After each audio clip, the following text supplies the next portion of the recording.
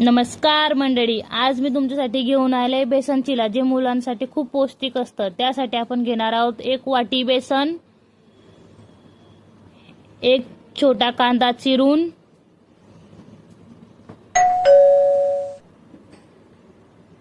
1 टमाटर कट करून, थोडं जिरं,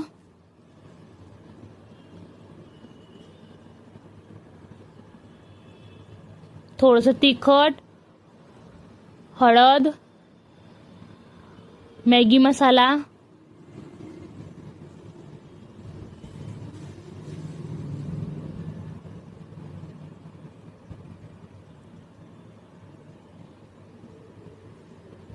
आणि चवीनुसार मीठ। आणि आता आपण त्यात टाकणार आहोत अर्धा वाटी पाणी। पाणी जास्त नाही टाकायचंय, थोडं घट्टसर राहू द्यायचं। आता आपण त्याला छानपैकी मिक्स करून घेऊयात, सगळं एक जीव झालं पाहिजे ते।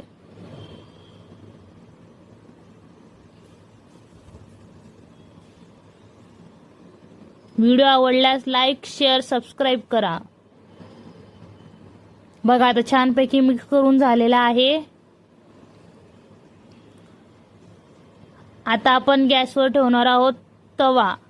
तवा गरम झाल्यावर त्यात टाकणार आहोत तेल, आणि आता पीठ टाकून घेऊयात।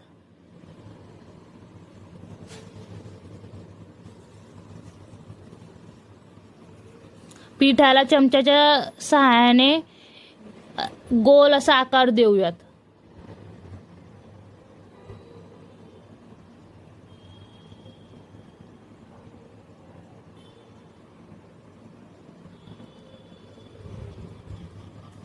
आता याला आपण 4-5 मिनिटं होऊ देऊ।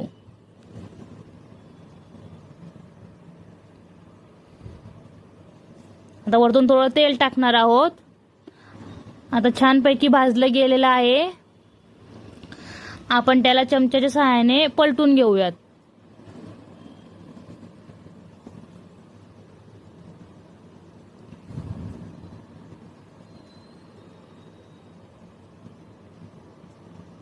बघा किती छान भाजलं गेलं आहे, एकदम क्रिस्पी झालेलं आहे ते एका साइडने। आता दुसऱ्या साइडने पण सेम असंच भाजून घेऊयात।